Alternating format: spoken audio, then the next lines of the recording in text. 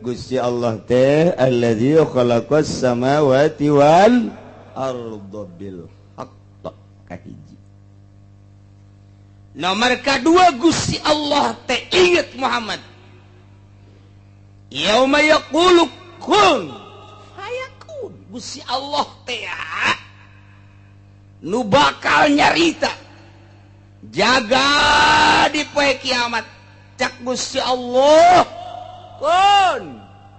Padahal mah henteu kudu ngomong kun Gusti Allah ngan bahasa yang nyontohan ka makhluk. Bahasa Gusti Allah mah leuwih cepet tibatan kun. Ngan deui bahasa yang supaya kaharti deuk kawujudkeun maha kawasa Allah iwati bahasa kun. Ai kun mah aya kap aya nunan encan nyebutkeun datang ka nun ge Allah mah deuk ngawujudkeun wujud bae. Ngan ieu mah bahasa yang supaya kaharti. Ingat Muhammad bejakeun ka kaum anjeun Gusti Allah teh di samping ngadamel 7 lapis langit 7 lapis bumi katut eusina oge nu bakal nyarita jaga caritaan Gusti Allah kun wujud sia kayaku cal warwujud kabeh poe naon eta wa yaumul qiyamah etalah poe kiamat nu yaqulu lil khalqi umum geura narangtung ta eta teh ngan sakadar bahasa padahal mah henteu kudu diomongkeun kun ngan ieu mah keur carita bahasa jang supaya kaharti poe eta lah nangadamel Gusti Allah bakal kiamat engke setelah kiamat diganti engke bumi sanggeus diganti. Nah, digiring di kuburan masing-masing ka mahsyar narangtung. Tah inget Muhammad tah poe eta teh nahieun aing. Bejakeun ka kaum anjeun supaya nyahon di samping ngadamel 7 lapis langit, 7 lapis bumi oge bakal ngadamel yaumal kiamah engke. Saat engke wa aing ditarangtungkeun jelema kuawe dek dihisab satu persatu. Ya Allah ya Rabb. Hiji-hiji jelema urang ngadagoa sabaraha ribu tahun ke bakal nu mentek hayang paheula-heula ge manda teu make baju teu make calana narangtung kabeh jelema dek dihisab ti kuburanana lempang mamawa amal masing-masing dibuktikan ku Gusti Allah engke ti kuburan masing-masing ka mahsyar teh bapanggulan jeung babawaan urang teh anu tatadina manggul amal bagus banggul amal bagus dibuktikan engke amal teh ku Gusti Allah teh nah tinggal anu garoreng bakal katempo ke ku urang di ditu. Jelema anu di dieu na maling embe ti kuburanana ka mahsyar nyana mamanggul embe. Dipanggul embe bari sasada embe teh be. Cek ulah gadeng atuh aing isin ya. Cek langkonya tetep be sasada be. Atuh geus tambah siksa karena ge. Urang kanya kapanggih jeung geje. Ade teh embe di papanggul ulah loba omong sia. Mamanggul embe ka mahsyar tuh. Oh coba lamun nu malingna urang terep sedangkan mahsyar teh ayana di Yerusalem ta eta teh ti terep ka Yerusalem lempang manggul embe onceng. Masya Allah Gusti Allah Eta lamun maling embe lamun maling sapi dipanggil ti Cikupa ka Yerusalem. Yo, mamanggul sapi. Sasada sapina sasada. Mo kabeh nyarileun. Haji Encep manggil sapi. Manggul sapi teh kadeuleu urang. Bayangkeun ku urang. Iyalah nu kudu dipikir ku urang. Kudu ditapakuran ku arieuh ku urang. Lantaran urang teh bakal nyorang ka ditu. Pemikiran urang teh ulah dipikirkeun kana masalah dunia sejenak. mikiran kuari mikiran isuk sakada dahareun kendaraan imah jangsa ayeunaan tutup heula pikir ka dimensi akhirat ka ditu urang bakalna dihudangkeun ti kubur digiringkeun ka mahsyar manggul amal-amal urang manggul nu dikorupsi ku urang maling embe panggul maling kebo panggul maling sapi panggul maling onta panggul maling si mbak panggul aduh nu maling motor nu maling mobil diparangul ke dibukti-buktikan ya Allah ya Rabbi wow eta mah bupati nu korupsi wah geus tah mah dijejeleh ke bakal gubernur nu korupsi can kaburu katobatan dijejeleh dipapanggul engke sabaraha miliar nyana engke korupsi ke bakal disuhun-suhun ku nyana di kieu-kieu dibuktikeun rakyat kabeh bakal neuleuh je itu mah urah-urah tah mana aduh sia ulah nanya aing eta naon nu dipanggul SPPT dipanggul Gusti Allah aduh inget kadinya mah peuheur iya inget Muhammad di samping aing ngadamel 7 lapis langit 7 lapis bumi aing ngadamel yauma yaqulu kun fayakun paenaon eta poe kiamat urang ke bakal neuleuh bakal nempo pimpinan-pimpinan urang nu korupsi kuari triliunan miliaran kuari manyanangeunah bae engke bakal katembong ku urang maling kotok-kotok bakal nangke disusuhun ku nya kongkorongok bae deui ta kotok teh kahayang mah cicing kitu cak nyana mah cicing atuh sia pan kongkorongok teh jelema nyari leuk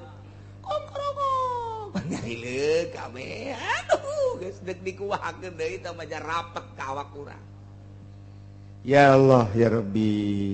sing hade jasad teh ih na ngadamel aing ka pangeran teh cek Gusti Allah qaulul haq ucapan Allah dauhan Allah sangat hak sangat benar 2 3 walahul mulku yawma yunfakhu fis-sur walahu jeung tetep ka Gusti Allah ari karatuan ari karajaan yauma yunfakhu fis-sur dina poe ditiup sangkalala ditiup songsong anu geus dipasrahkeun ka malaikat Israfil nomor kahiji engke tiupan pertama kiamat gunung-gunung tinggi menjulang hancur laut nu ngeplok acur kabeh hutan-hutan belantara kabeh acur dibalikeun buat paeh kabeh lenyap rata tiupan kedua geus disiapkeun ku malaikat Israfil songsongna nu mantak dibahasakeunana model kornu mah nu sok aya di luhur kebo teh naon ngaranna di dieu anduk dasar orang kampung nyaho kabeh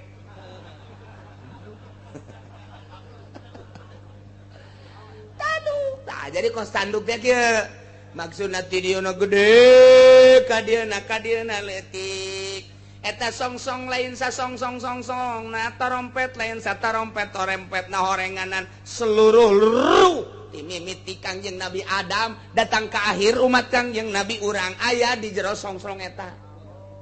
wadah roh sagede kumaha ulah nyaritakeun sagede kumaha engke bae saksian ge urang bakal nareuleuh kabeh ke songsong eta ketika Gusti Allah ngainstruksikeun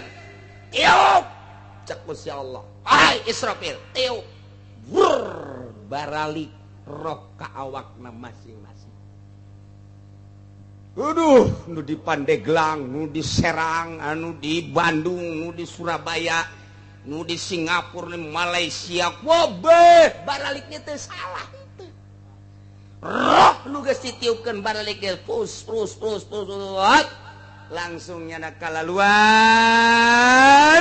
di kuburan masing-masing sing ari tekos toge kalaluar kabeh. Iyalah pangeran hiji ngadamel 7 lapis langit 7 lapis bumi, hati-hati. Nomor kaduana Allah ngadamel poe akhir yakni poe kiamat saat Allah nyarita kun bakal warujud deui manusia. Nomor katiluna karajaan teh nu Gusti Allah lantaran saat eta teh dibuktikan ku tiupan malaikat Israfil langsung tiupan kedua ieu baralik deui roh ka masing-masing tidinya ka kararudang digiring ka mahsyar. Gusti Allah nyarita cek Gusti Allah limanil mulkul yaum saha nu jadi raja poe ieu saha nu jadi raja poe ieu ayo coba nu di dunia miliaran hayang jadi bupati hayang jadi gubernur hayang jadi presiden hayang jadi raja udang coba raja ngaku henteu sia jadi raja ditantangkan ku Gusti Allah limanil mulkul yaum saha nu jadi raja poe ieu coba buktikan coba raja-raja Soeharto lulumpatan embung kanyahoan Bung Karno sarua bae wabeh lulumpatan tapi Gus Dur mah tenang mainnya namanya. Gus kenapa enggak lari? Wah saya kenapa lari udah saya pertanggungjawabkan kok. Katanya korupsi bola get siapa bilang itu anak-anak aja nggak beres itu anak-anak. Udah saya nanti mau ngobrol sama Tuhan. Tenang.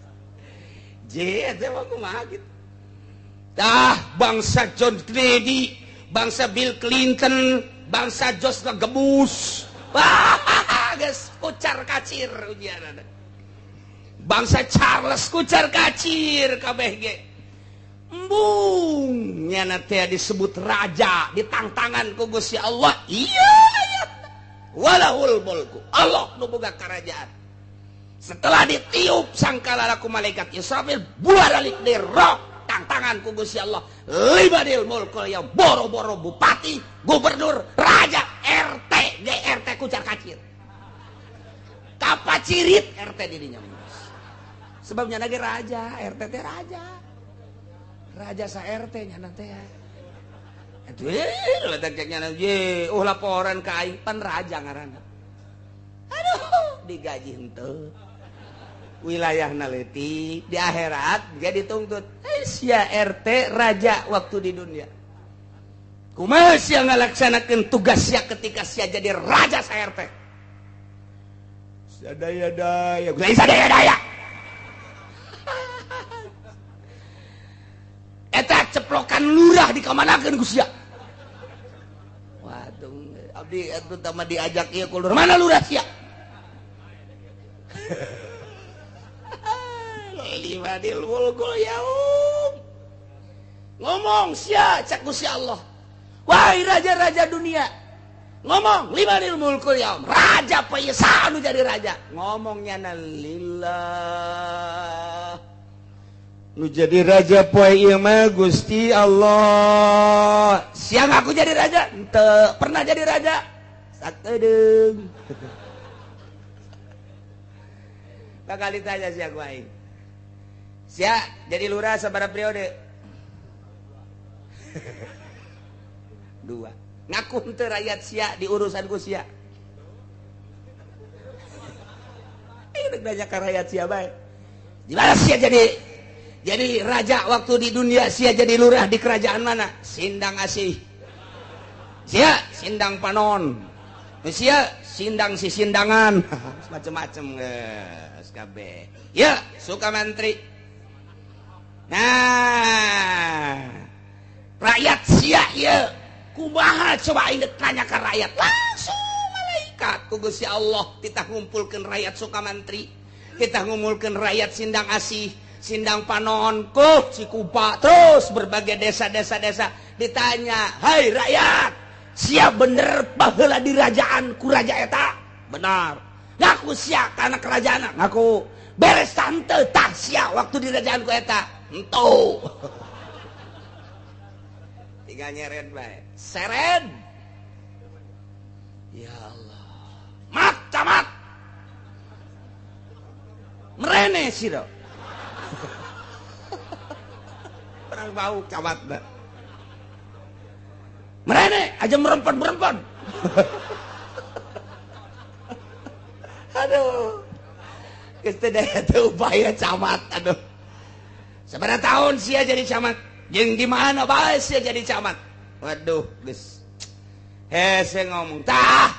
pengakuan rakyat coba terhadap pimpinan sia aing mau nanya siana dek nanya rakyat bae ketika sia mimpin rakyat bener jeung teu benerna kenyataan anak kumaha cak rakyat bae cekcok di dinya teh antara rakyat anu pro jeung nu teu pro kitu kene bupati tanya sabaraha periode taya kumaha rakyat cekcok antara nu pro jeung nu teu pro bupati gubernur presiden gitu kene wow atuh rame di jatuh puguh nu mantak cek Gusti Allah cecing al-yauma nakhtimu ala afwahihim wa tukallimuna aydihim wa tashhadu arjuluhum bima kanu yaksibun kunci ku aing sungut sia rame teuing kunci be al-yauma dina payeun nakhtimu ala afwahihim sungutna dikunci jetrek teu bisa ngaromong sebabnya ngahelah geus nu ditanya teh leungeun aidihim wa tashhadu arjuluhum suku setelah rakyat-rakyatna ditanya haha ieu ke bakal diproses satu persatu eueuh nu kaliwat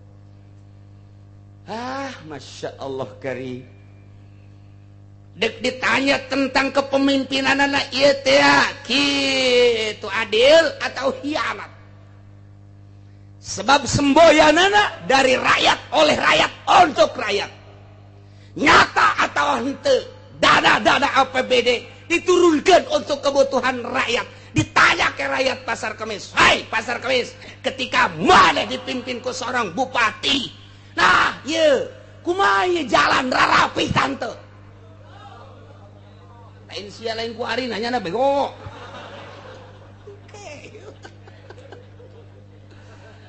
dah ditanya sarana pendidikan bentuknya sekolah timimiti SD datang ke universitas kumaha ieu sarana agama birokrasina dipersulit apa henteu adil atau zalim atau hianat tanya seorang gitu kontraktor sini Pak Wijo kamu sebagai kontraktor betul bidang apa kamu bidang pembangunan Pak bagaimana ketika kamu memohon SK lancar atau tidak aduh Pak puyeng Pak kenapa kamu puyeng transaksinya bukan di kantor Pak bukan di kantor ya malaikat di mana puncak kenapa tidak di kantor terlalu kecil apanya hasilnya iya bakal dapat ditanya sedetil mungkin iya teh jang rakyat ditanya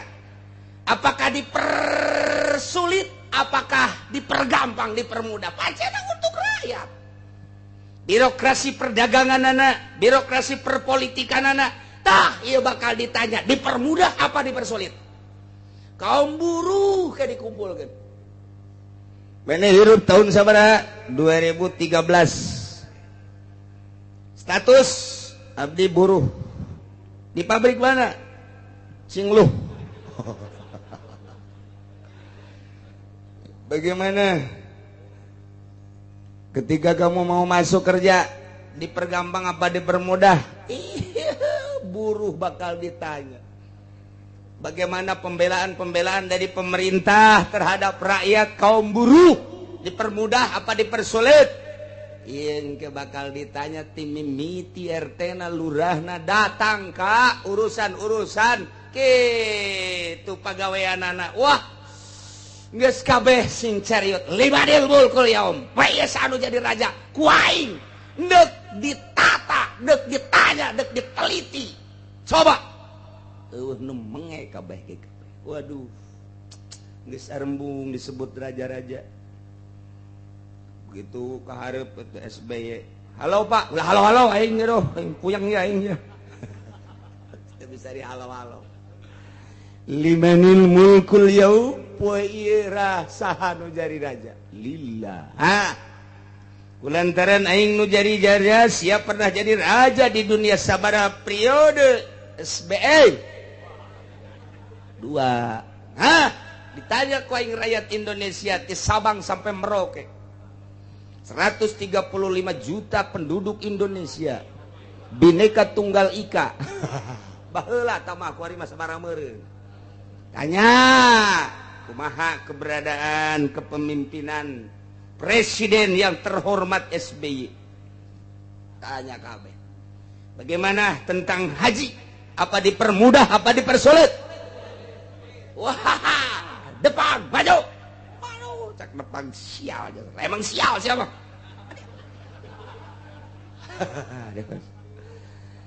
kumaha keberadaan rakyat anu harayang ka Mekah dipermudah birokrasina apa dipersulit pancena dari rakyat oleh rakyat untuk rakyat atuh geus aya cek depag teh kesepakatan ini mah harus menunggu ya harus menunggu kalau yang muda dari 50 tahun 10 tahun baru 50 tahun bagaimana kalau yang udah umurnya 60 tahun menunggu 10 tahun koit iya bakal ditanya birokrasi berbagai birokrasi limanil mulkul yaum geus bae sing dijebur ka neraka nu boga urusan-urusan tadinya dari rakyat oleh rakyat untuk rakyat ternyata mengabaikan rakyat pengkhianat terhadap rakyat geus hampurang ke mah tetep bae diseuseuh bae digubiang jauh gubiang sia moal nyawa sia digubiang gubrug nana gubiang eta bahasa Haji Ahadu eta kos itu gubiang baheula digubiang yes, digubiag na di neraka jahanam. Masya Allah. Iyalah hakim terakhir, jaksa terakhir, meja hijau terakhir. Di dunia bisa nu salah dibenarkan, nu benar disalahkan. Di akhirat di Rabbul Jalil terakhir engke nu salah tetap salah, nu benar tetap benar. Bakal kanyahoan nu mantak urang lamun di dunia kuari tetuntas atapkan ke persidangan terakhir di Rabbul Jalil meja hijau Gusti Allah aing bakal nungtut ka sia geus titik bakal jasang ke tahayatna ieu walahul mulku yauma yunfakhu sur Allah karim nomor kaopatna alimul ghaibi wasyahadah Gusti Allah teh anu maha uning kana nu gaib jeung anu syahadah nu hadir mah gobawa masuhida anu teu kadeuleu ku mata kasat urang gaib ku Allah mah kadeuleu jeung kauninga anu hadir mah komo boro-boro ku Allah ku urang ge da kadeuleu kanyahoan Gusti Allah mah eueuh anu bisa disumput salindungkeun lantaran kadeuleu ku Gusti Allah jeung kanyahoan lumpat ka mana ayeuna urang bakal kanyahoan nu mantak al-udbaqul al-udbi heran para jasa heranna cek Syekh Athaillah dina hikam jelema kunaon maksiat gajauhan ti Gusti Allah majar teh teu kanyahoan meureun ku Gusti Allah teh emang aya hiji benda nu teu kanyahoan ku Gusti Allah moal aya kurutak kertek doa aya di jero hate urang ge kanyahoan ku Gusti Allah lamun urang boga keyakinan anu mantep bahwa Gusti Allah teh alimul ghaibi wasyahadah urang bakal izin terus ka Gusti Allah ketika urang aya izin di Gusti Allah iman urang berarti luhur ketika urang aya iman urang hayang ibadah bae ka Gusti Allah dengan kaseneng ibadah urang aya anu seneng na salat bae, aya anu seneng na teh maca Quran bae, aya anu seneng na teh maca sholawat bae, aya anu seneng na zikir bae, anu seneng na tafakur bae. Terserah kumaha kaseneng-kasenengna. Ya Allah mah maha uninga, urang sanajan diuk bege kieu di jero hate urang ku ari keur uca acok. Cegat teh urang teh ai tatangga aing manggeus ka beli motor, aya aing mancan emangna ku Gusti Allah teu kanyahoan. Kanyahoan. Di jero hate urang teh geus lumayan aing mah ieu perusahaan aya mobil aya imah aya pamajikan aya ja itu ge hayangeun ka aing mun aing nyandung sedeng. Atuh kanyahoan ku Gusti Allah. Kuno kolot mah kuno pamajikan teh ku Gusti Allah kanyahoan bae. Kanyahoan bae. Kudu tag-kerteg urang lumayan nih cek urang aing digawe ieu teh rada basih di perizinan. Lah aing mandek make birokrasi setan bae geus lah. Ngandalkeun birokrasi nu asli mah angel kasugih. Geus bae ku ari mah soal SK perizinan teh kumaha aing bae. Nu penting beuteung aing dayut. Ku batur teh kanyahoan ku Gusti Allah kakara kertegna bae ge kanyahoan. Hidup kuwagi atuh alimul ghaibi was nyahoan gas. Nu mantak lamun urang boga kayakinan Allah nyahoan, beurang jeung peuting tah urang bakal isin bae ka Gusti Allah. Jeung moal aya sieun kana naon ge jadi kanyahokeun dieu ku Gusti Allah. Urang beurang Allah nyahoan, urang peuting Allah nyahoan, urang keur lolobaan ge Allah nyahoan, urang keur sorangan Allah nyahoan. Boro-boro zahirna batin urang ge nyahoeun, boro-boro naon aya ieu darah nu leumpang di awak urang ge nyahoeun. Aya gangguan naon ge nyahoeun. Gusti Allah mah nu gaib cak urang, Gusti Allah mah teu gaib. Eueuh nu gaib nisbat ti Gusti Allah mah. Eueuh nu gaib. Nu matak jelema teh bertahap kanyahona tentang batin teh ya dibere ku Gusti Allah bertahap. Ketika geus dibere teu jadi gaib nisbat di jelema nu geus dibere nyaho ku Gusti Allah ebre eta teh. Cak urang gaib sateh, cak si fulan mah henteu. Cak si fulan gaib, cak si fulan nu ieu mah henteu. Lamun urang nyaritakeun kubur cak urang mah gaib, cak Kangjeng Nabi mah henteu. Lamun urang nyaritakeun ku ari neraka gaib, teu kadeuleuh ku urang, cak ku Kangjeng Nabi mah kadeuleuhan. Nyaritakeun sorga nisbat di urang mah gaib lagi gaib da deui nyaho ge teh Kangjeng Nabi da Kangjeng Nabi mah paningali teu gaib nisbat di Kangjeng Nabi mah asal nyaritakeun sorga cak Kangjeng Nabi teh anjeun mah teh nyaho sakumaha nu dikanyahokeun ku kaula aya naon kitu kaula mah ketika nyaritakeun sorga tah di pipinding eta tah di tembok eta ku kula kadeuleuh sorga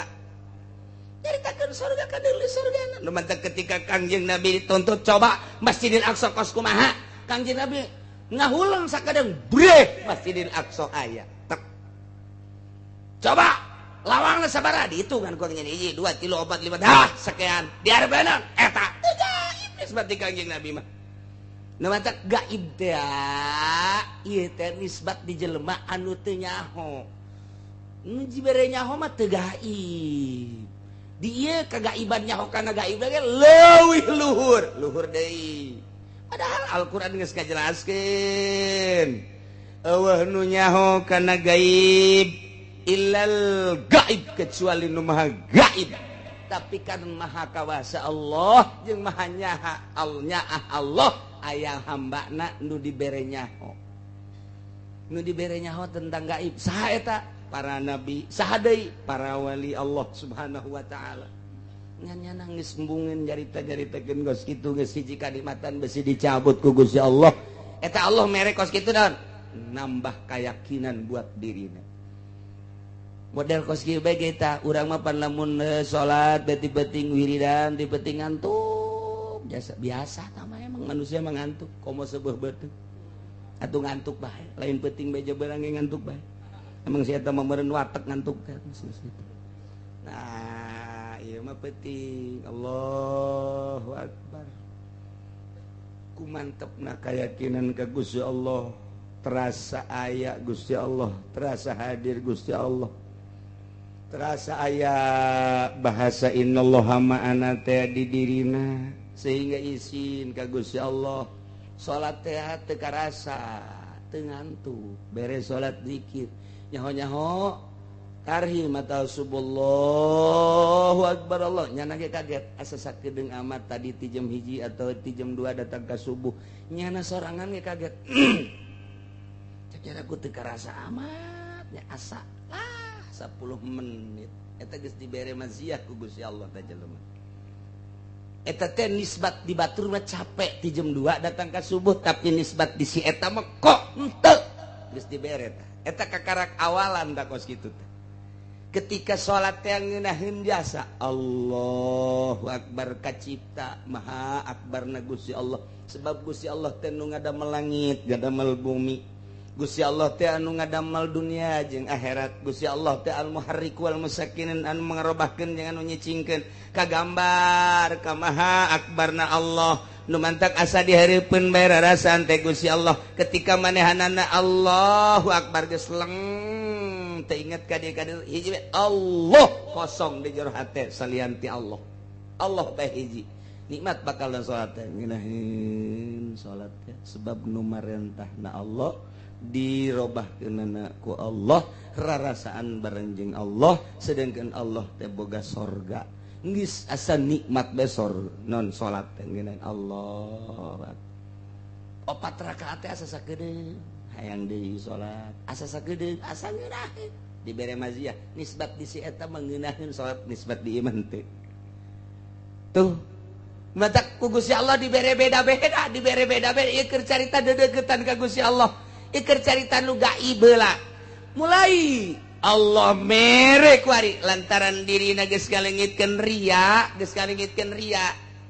ku cara meunang ti guru teu sambarangan ayana di dieu ria teh kemudian ditapakuran ku manehna di morokobahan Gusti Allah sehingga ria teh eueuh asal geus eueuh ria ikhlas karana nyana geus bisa ikhlas Allahu akbar ngaji bisa ikhlas sedekah bisa ikhlas nikmat ikhlas teh amis perasaan diri aya di batur ria bakal kanyahoan gaib padahal ria mah urusan batin tapi bisa kadeuleu ria teh budak hayang kalem teh budak san ajan dibagus-bagus ge ku ahli ikhlas jelema nu ria kadeuleu pantulah ikhlas seseorang ria jelema bakal kadeuleu padahal mah ria mah urusan qalbu tama tapi ku Allah dibere nyaho nyana teh tah ieu teh nisbat di si ieu mah gaib urusan ria teh nisbat di si ieu mah teu geuninganan nyahoeun antara ria jeung teu riana eta kunaon eta Gusti Allah maha sagala-gala alimul ghaib wasyahadah jelas aya nu makhlukna nu dibere ala kadar nyicipi kanikmatan sifat Allah tuh nikmat lamun geus datang ka dinya alimul ghaib wasyahadah ketika Syekh Syeri Sikti dibere duit ku raja nyana embung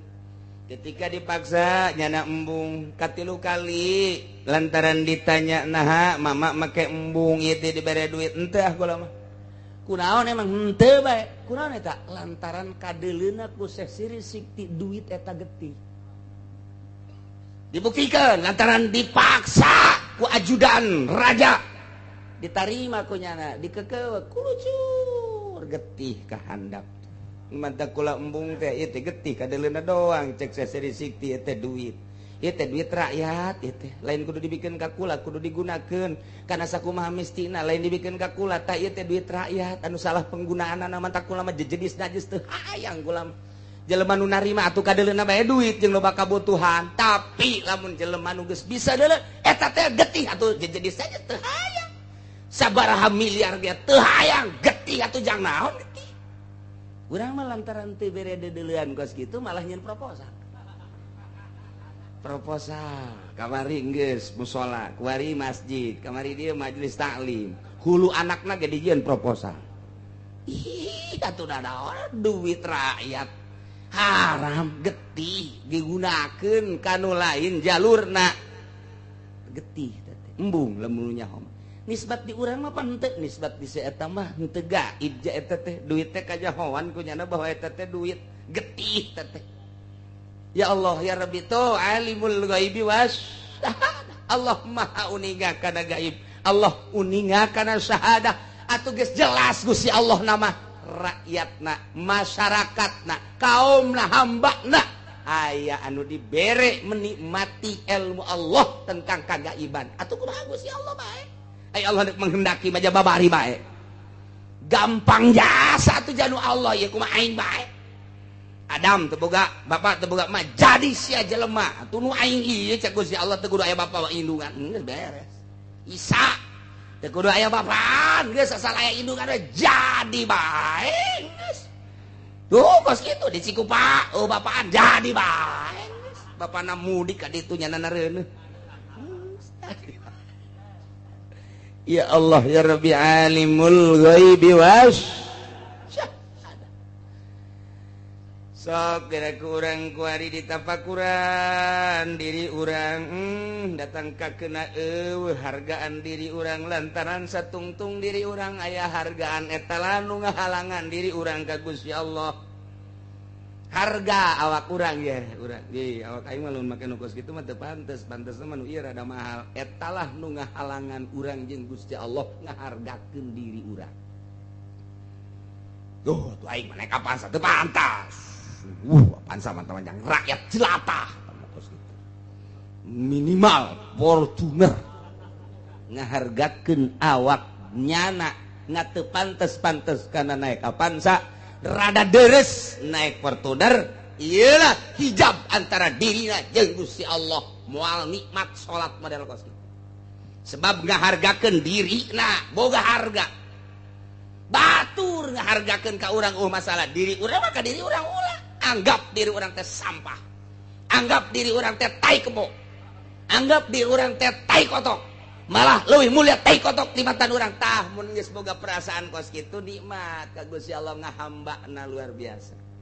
satungtung urang ngaraja di hareupeun Allah maharaja atuh moal nikmat kudu ngahamba di hareupeun Allah nu mantap Kangjeng Nabi mah ngahamba bae henteu pernah nyaritakeun leuwih ti hamba dina ayat nage subhanalladzi asra bi 'abdihi lailan minal masjidil haram ilal masjidil bi 'abdihi henteu bi Muhammadin henteu tapi tetep bi 'abdihi ngahamba eueuh nu leuwih ti hamba mantap Kangjeng Nabi teh luhurna teh boga rasa hamba di hareupeun Gusti Allah nah ieu urang ge di hareupeun Gusti Allah teh coba ngahamba cari tengah hamba teh kumaha ulah dihargakeun awak urang teh lah sapira awak urang awak kosia so amat dahar ge kudu ujung daging kotok coba sekali-kali bareng jeung kotok sia ada cek Imam Ghazali lamun hayang nyaho diri urang sombong apa henteu ngahiji coba jeung jelema kita ngahiji ku Imam Ghazali sok hijikeun diri urang jeung manusia barang jeung jelema ketika urang hayang dihareup bae lamun di tukang urang bendus sombong aya di diri sia babari teh lamun daek mobil hayang nu bagus we embung nu gorengna aya sombongan berarti di diri sia lamun ngariung hayangna di kasuran bae sia hah tah kiai sombong bin goblok beda jeung di ajeng-ajeng teu hayang tah jelema mah dirina mah ieu atuh batur ngahormat urusan batur tapi lamun urusan sorangan mah waduh datang kiai kasuran sia mah kos kitu sarua jeung calo aing kasuran ya kiai mah teu bantes tadi kasuran bere cai heuh ambos ya mah mending teu aya tutupan Masya Allah tutupan atuh tah make tutup make tataka cek cenah meureun deuk nginum tatakan meureun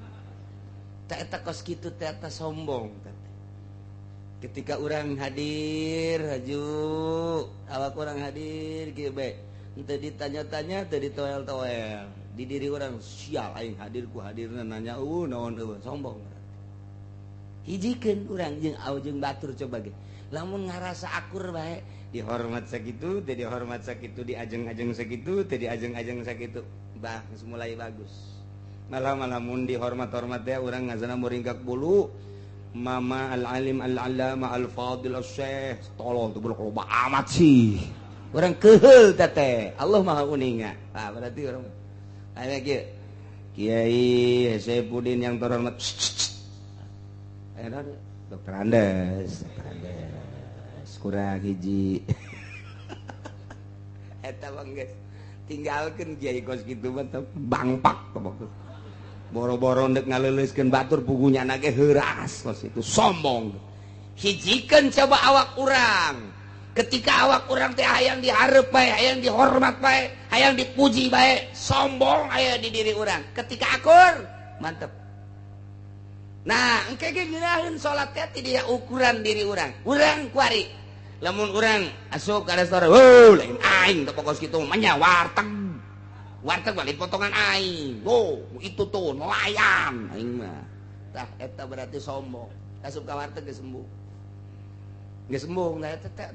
eta boga rasa kos kitu teh ngahargakeun diri. Allah uningaeun ka jelema nu ngahamba, ka jelema anu ngapangerankeun diri, mangerankeun harta, mangerankeun makhluk, mangerankeun benda, hartina aya karesep salian ti Gusti Allah.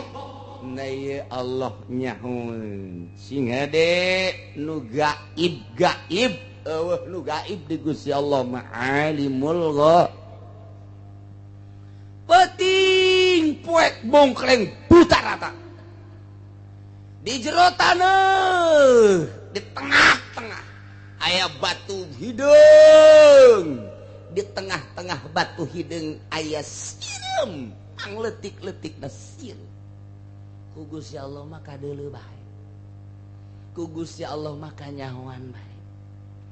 Nu mantek ge sing hade ka bangsa hewan-hewan ulang mulai ngarayap lantaran urang dikanyahokeun ku Gusti Allah. Ukuran syariat tak ukuran syariat sapira sireum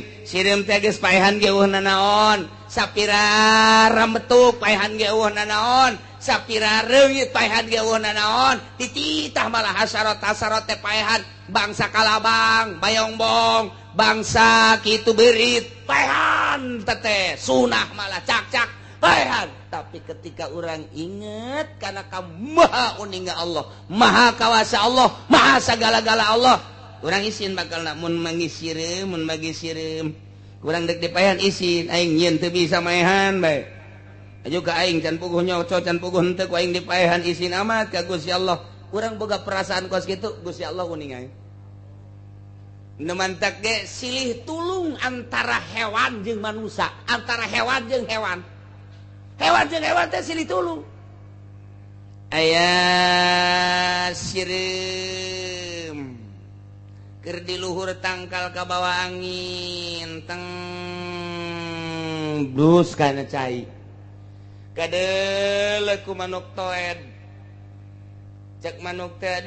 teh sireum karunya-karunya teuing ka bawah ku angin. Nyana manuk toed nyokot daun plek make sungutna. Dibawa ka cai kadinya. Sireum neuleuh bari geus dikalkep ge. Dibantuan kadinya tah set si daun jambu ditenden di dinya maksudna supaya sireum naik. Begitu naik karena daun dibawa ku manuk toed dikadaratkeun plek. Cek sireum nuhun toed aing kuduna mah ti kelekep tapi ku anjeun ditulungan. Gas sesama hewan udah kita saling menghormati. Geus beres menang saminggu toed keur meujeuhna berkicau di luhur tangkal kapanggih ku nu deuk nembak diincer toed dia mantep ya sia teh nyaho ka manuk toed kan toed teh eta mah manuk baheula bangsa cangkurileung toed dan geus gari itu ngaranna ge jaket trot tah eta udah korea ya eueuh dengan manuk jaket trot teh sareng gunting segala gitu toed cak wah geus diincer ku bedil senapan sireumna leuh cak sireum teh ieu teh toed nu nulungan aing wah asana terbunuh sireum gegeurana datang ka dieu kana datang ka kelekna ka dieu bejeuna deuk ditembakeun dicocok bak ngagibeng toed hibar keluar deui sireum ketemu deui jeung toed nuhun cak toed ka sireum lamun sia teu nyocok elek na ajur aing geus salaman sudah kita saling menghormati toed jeung sireum hubunganna erat jasa masyaallah ieu keur carita ilmu hakikat teh datang ka dinya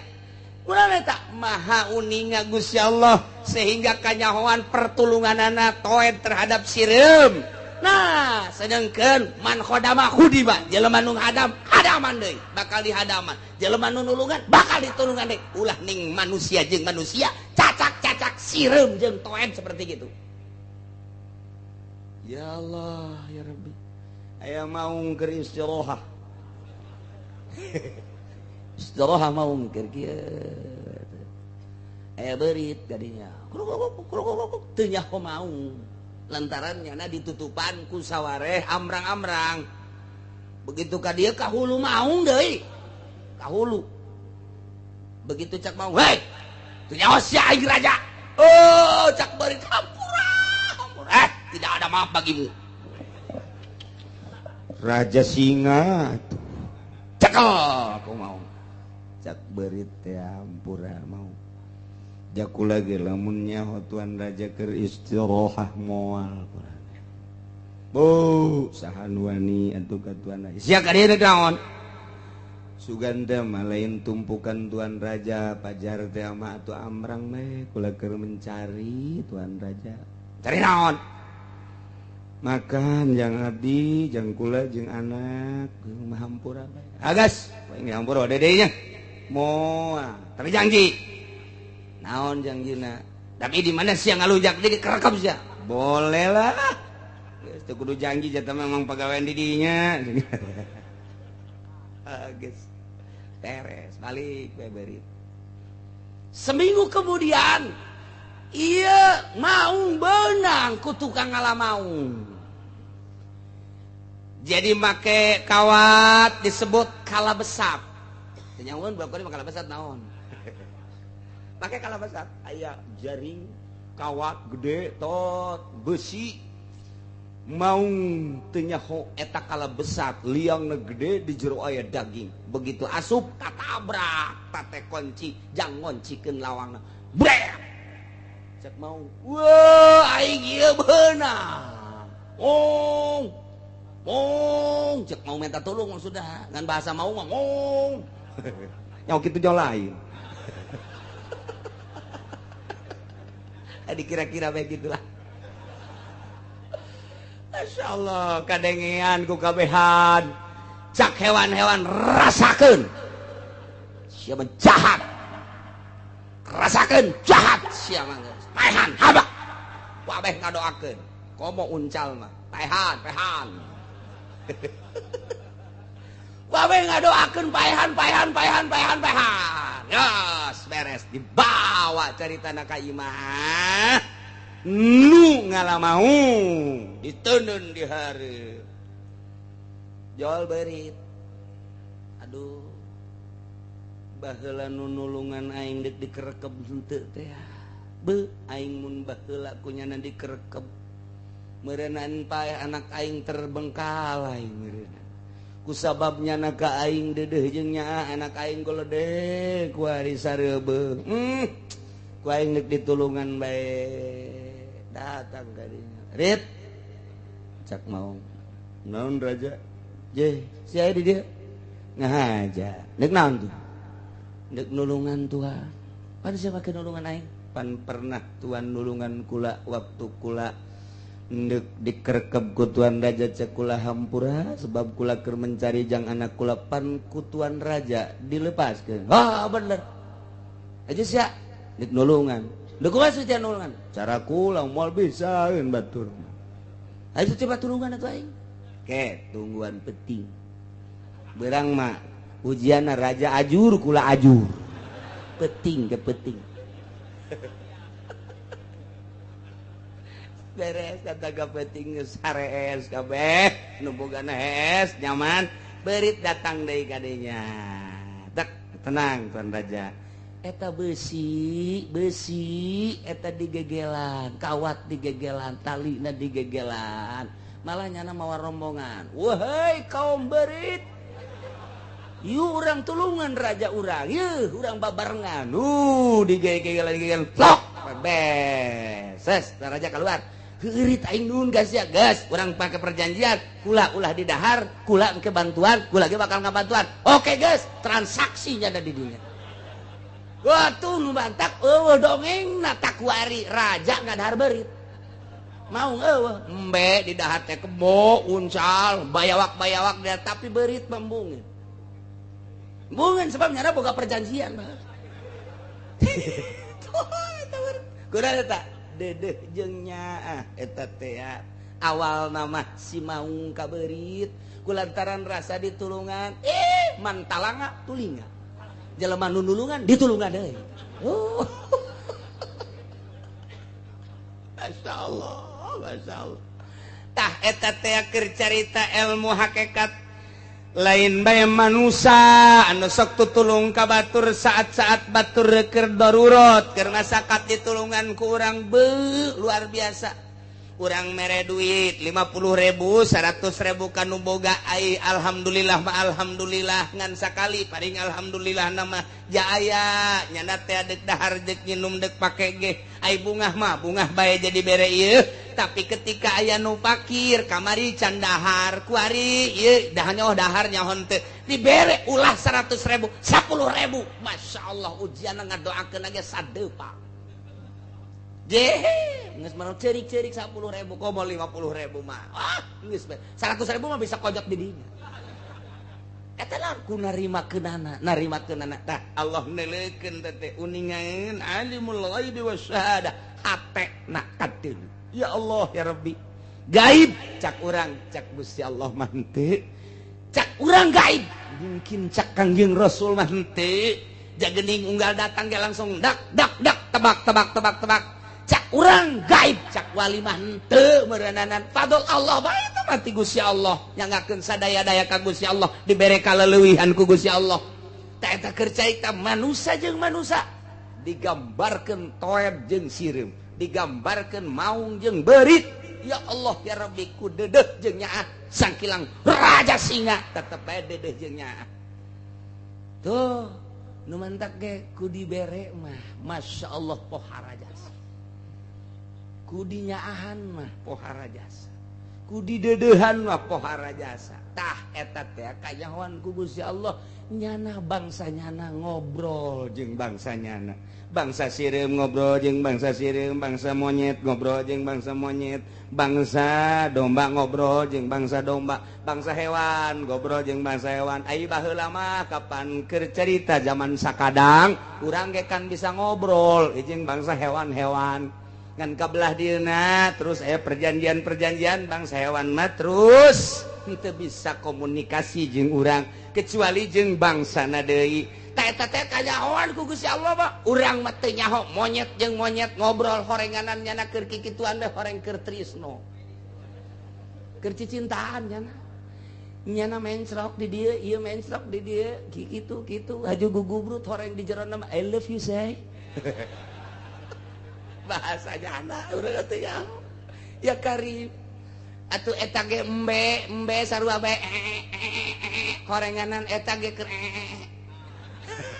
sarua bahasanya anak ta eta teh bahasanya anak kurang mah gaib ku Gusti Allah mah teu gaib ja Kangjeng Rasul ge nyahoeun ka bahasa onta nyahoeun ka bahasa sapi Kangjeng Rasul ge nisbat di urang mah gaib nisbat di Kangjeng Rasul mah henteu komo di Gusti Allah mah atuh cacak-cacak hambana nu deukeut ka Gusti Allah kagaiban tirai kagaiban dibuka ku Gusti Allah waliullah ge anu dibukakeun tirai kagaibanana komo Gusti Allah na alimul ghaibi was syahadah tinggal dekeutkeun